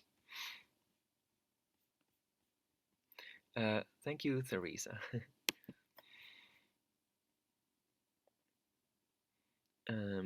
So I collected a few ideas myself. Obviously, we have an organ point in the presto, and it's in 4. The largo is in 3. The largo uses mostly kind of scalar ideas, but then with these ornaments, a lot of them are kind of French ornament feeling like, with the trills. We have a lot of dotted rhythms in the largo. Well, and there could be many other things that we could, of course, discuss or think about. Now, one approach to improvise our own fantasia could be to make a sort of Partimento-like transcription of this Telemann fantasia. Now, what I've done here is a much simpler version. Of course, well, there's the 2 organ points, one in C and one in G. And then the 2 sort of largo moments I have simplified a lot, so that it's basically doable with what we know so far with the thirds. So a version of this could be, that's just a C organ point. You can of course extend it as much as you want. And then we could realize this in thirds.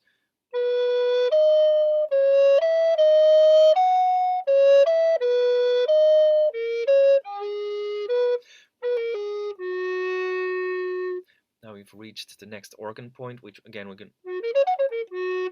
A nice thing in Telemann is that it repeats the same organ point idea, so that means it would be nice to do that in your improvisation as well, which is a great little memory trainer.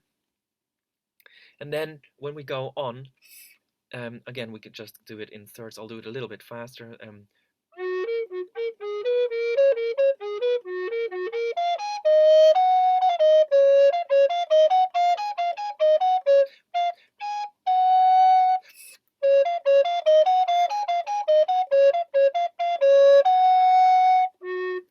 Okay, sorry, I missed out the the end of the double bar. I mean, so of course this doesn't really sound like Telemann yet, but we could add ornamentations and add other ideas as well. Now, one way to do that is again, of course, to look at what Telemann has done himself. So we already saw this idea.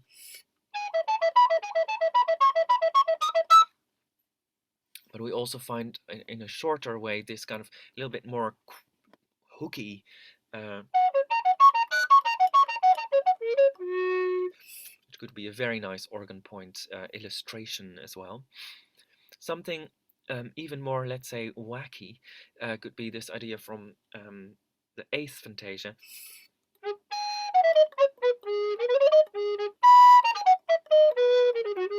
We could just use this kind of rhythm and keep staying around this E minor chord, but with these interesting offbeats, syncopated ideas.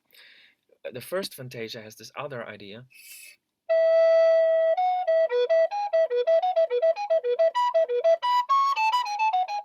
And of course, maybe if you're not a recorder or flute or oboe player in your own repertoire, you will also have probably many memories of these wonderful arpeggiated moments. Of course, here the chord does change on top of the organ point, but the organ point stays basically the same. And then for this, the other part of this fantastic Partimento in terms of Fantasia, we see there's also sixths here, and we could for that also look at Telemann's flute Fantasias and find some ideas here. Well, the most logical one is if you have enough time, you could add the third and the sixth.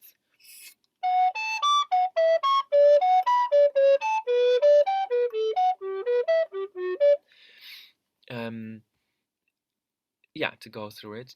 A very nice approach could also be this one, where you jump to the third, which, well, a tenth higher, which really suggests this idea of three voices, one bass line, one middle line that has this nice little sort of battement or mordant in it, and then a top line flowing at the top.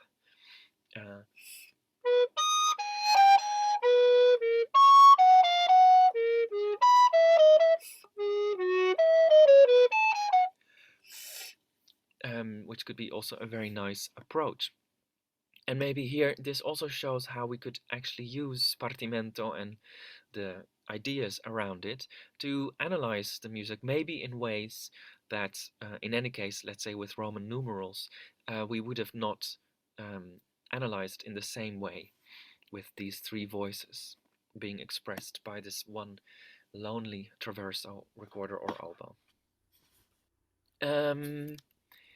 Yeah, so I talked through the workshop part of this a little bit. If someone would like to try, would be happy to work on that a little bit. Otherwise, this would be the moment for questions, which can be written in the chat, I guess. Yeah.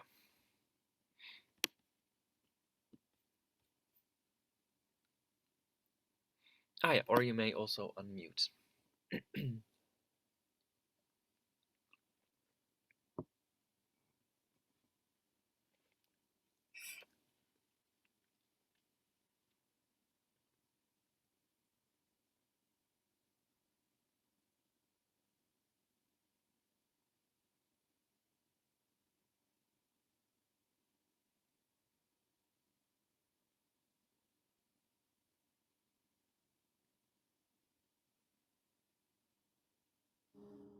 Hi, Robert. Hello. Thank you so much for this presentation. I might have a silly question for you. I play the violin too, and my keyboard skills are really, really limited. But the way that you have presented this showed me a different way to come about these pieces.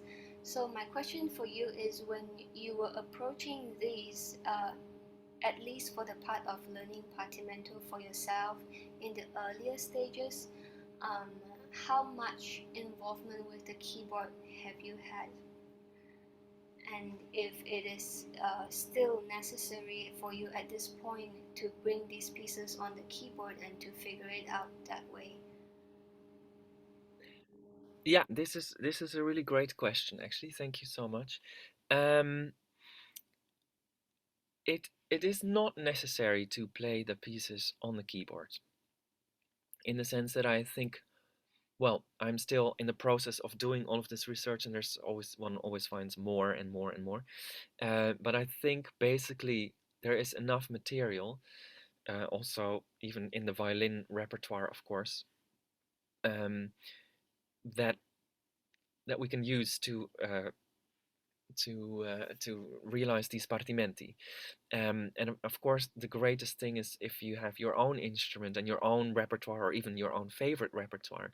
In basically all of 18th century repertoire, you find these same regole, the same building blocks. So, you know, if you love Leclerc violin sonatas, you can have a look at those and see what kind of figurations he uses, or used in the past, and use those to make your own Partimento versions inspired by Leclerc. Um, that being said, I'm a little bit of a merry contrary, as they at least say in Britain. So the opposite may also be true, in the sense that when I had a few Partimento lessons at the keyboard, I did learn a few things that I hadn't learned by just looking at my own repertoire. And of course, there are certain limitations, uh, such as fugues in more voices, um, and yeah, well, especially that, I would say, and especially in a solo version, of course, if you want to have, for instance, a very busy bass, some partimenti have very busy basses, or then, well, there's very little in terms of breaking the counterpoint that really still makes sense. So I've also, if when I do some concerts where I do a partimento, I often also pick one bass line that is actually even just played by itself a nice piece. And so there's of course some cadences, some little moments that maybe something needs to be added, something small, but some partimenti can just be played as nice melodies. Those though could be interesting for trio sonata versions, especially for instance like you know, two violins and a cello. That could be very nice. And then you can add more easily. Yeah. Yeah, thank you so much, and I really enjoy your YouTube videos. Thank you. Oh, thank you. Thank you very much. That's very kind of you. Yeah, maybe can reiterate on the youtube.com, the Scroll Ensemble. You can find those, and these were the topics we talked about, in case you still had some question about something here or there.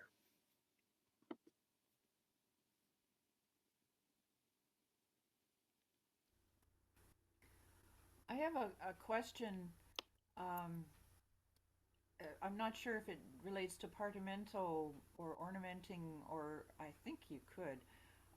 In the Bach Sinfonia, I think it's 56, that was also part of the harpsichord concerto, and everybody plays it straight, just like he's written,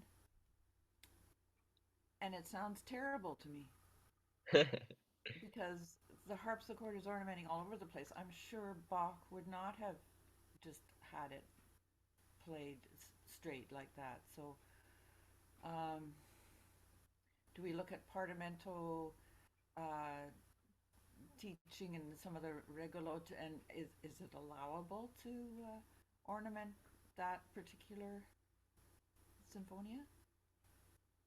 Yeah, you mean the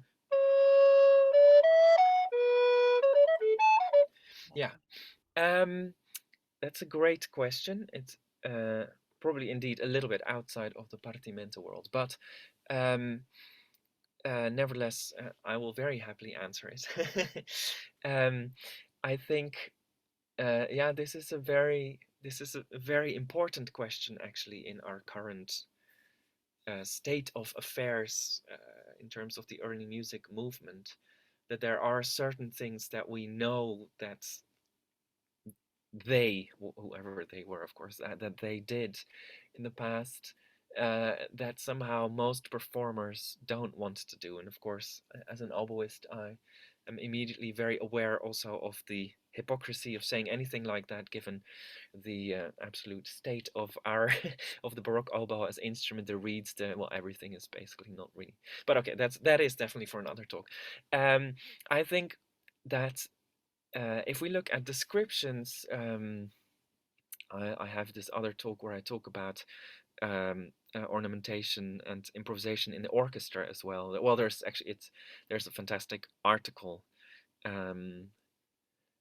Oh, I forgot the name, but well, if you want to know about it, I can you can email me by all means, and I'll find it and send it to you. But it basically, the article reviews all the sources that talk about people ornamenting and in these kind of bigger contexts, and basically all soloists probably added some kind of improvisation, some kind of ornamentation, and even there are many complaints about orchestral players ornamenting.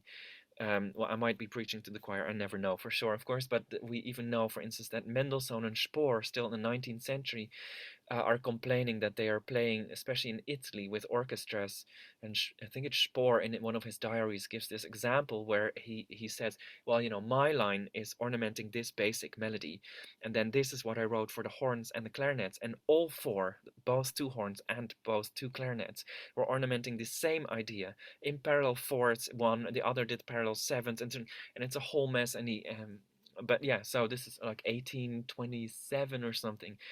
In Italy, people are still ornamenting, well, as much as they feel happy to do this. So I think, in my personal opinion, it's definitely lacking to do ornamentation. I think a great inspiration for this piece is actually Quantz's method, that I'm currently doing a little course in, teaching people how to approach it. And in this method, there's, I think, three things that are essential. First of all, again, contrary to what I've said so far, Quantz actually says, if you can't ornament, please don't. So it is, of course, totally allowed. And he also talks about these famous singers running around doing all the famous arias, but they travel with their own maestro, who writes new ornamentations for them every concert, so that they can pretend to improvise, but they were actually not able to do it. I mean, this is what he says. I don't know, of course. And then I think also we sometimes underestimate, and I think for Bach especially, what works very well is these kind of French ornamentations. This all the trills, appoggiaturas, and Anschlag that Quantz talks about, or the accento. All these little things can really add, I think, to this to his music. And then again, of course, also the other ornaments. The problem is that it's pretty difficult with Bach to do it and not feel like a bit of a doofus, if that's an allowed word. I don't know. And I think the problem is that you have to try it. Like I've ornamented very ugly things for about 9 years, and then now I sometimes do some nicer things. But I think if you don't try to do it, and it has to happen sometimes in public, it's a very different situation when you're doing it for other people than just at home. We have to get used to it ourselves, and other people also now know that I might do something like that, and are less likely now to say, oh, Robert's just completely crazy, but more interested in, oh yeah, what is the creative process, and does it sometimes maybe indeed add something because it's in the moment. Yeah. And in that sense, tying it all back together with Partimento is important in terms of its revival, in terms of us realizing more and more that performers and composers, or probably who were probably the same people, had a very improvisational mindset. So they were much less likely to want to play the same thing in the same way. And Peter von Toor was also always telling his students and me when I had lessons with him, okay, now we've done it in this one way, also with the Partimento we just did, but now do it another way, do it another way, do it another way. and really trying to force to do that. And if we look at the counterpoint notebooks, even the simple thing of a scale, and remember, some of these students already had maybe 8 years of teaching behind them and just were asked to put a note, one note counterpoint to a simple scale. Okay, do it now 10 different ways, you know? So I think this idea of variation was much more ingrained in the mindset. So it would have been much more natural to them to every time just see in the moment how they would flourish. Yeah, a question from Israel. Hi, Israel. Nice to see you here. Could you suggest a method to organize ideas by Telemann in a coherent and useful way? You made something with colors in the Partimento. Would you do the same with the Fantasias? Yeah, great question as well. So what I basically did, my basic organization was to look at, does this suggest 2 parts, 3 parts? Is this a chordal idea? Or is this another idea, which is sort of melodic idea, which suggests some kind of regular idea, contrapuntal construction, whatever. Those are my main categories, and then within that, I collected all the things that I could find in the flute fantasia so far. And within that idea, for instance, the 2-part contrapuntal idea, I then organized those ideas in different regoles, so that then indeed I could see that for most cadences, now I can't even play it, but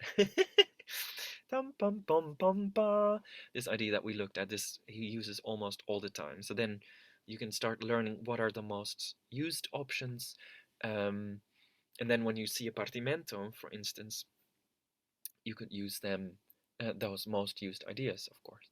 Then you can also see what is the basic structure that he usually uses, and what are the ornaments that he then puts on top of those. Yeah, so that would be the organization. And then I think if you start trying to improvise the fantasias themselves, to start from these kind of ideas of maybe some faux partimenti, some small partimenti that are very vague, to build up the ability to string those together. Because I think, so it's one thing to learn those basic elements and variations and to put it on a partimento base, but then in real time to improvise your own is of course the next step, where it requires time that all those things are very internalized. And a good method might be to first pick 2 blocks, two ideas, building blocks, and again improvise 20 different fantasias just with that idea, or even just with an organ point, you know, to just really be able to feel that that particular idea is completely in your fingers, in your being. Yeah.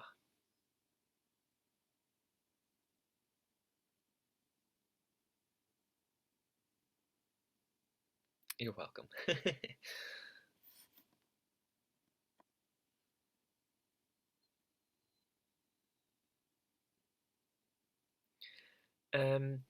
So I guess that concludes our session. So as I said before, feel free to message me to ask anything. I think I can also send you the PowerPoints if you'd want. I guess I don't know exactly, David. Is this being put on YouTube or? If you are okay with that, then we can make this allowable. We can definitely make this available to those who registered for it. So we can do it either way, and I can also use the contact information of those who are registered here today to send an email with the PowerPoint, perhaps for anyone who watched, to have access. But yes, we can definitely make it as accessible as you would like it to be. Okay, grand. Thank you so much. Yeah, and I hope maybe one day I'll see people in real life and we can improvise together. That's is the bread of life, of course. Well, we'd like to thank you, Robert, for being here today and for sharing your experience, your expertise, your research with us, and giving us this, this absolute primer to the way to start how to explore all of these wonderful options and to open up that improvisational part of our brains that was so much more at the forefront during the time of this music that we like to study and to allow us to put ourselves into those shoes.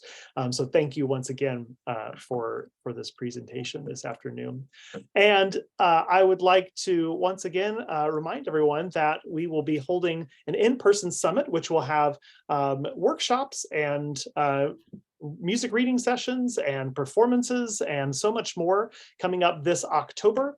You can find out more at earlymusicamerica.org/summit. The registration will open up at the end of next month, just over a month from now. But in the next few weeks, we'll be announcing our professional partners, our schedule of presentations, and much, much more. So do watch our website and sign up for the eNotes newsletter at earlymusicamerica.org to get the latest from us about that and so much more, including future webinar opportunities as well. So once again, on behalf of Early Music America, Robert de Bree, thank you so much for being here. And thank you to all of you who joined us today. And we hope to see you again in the future.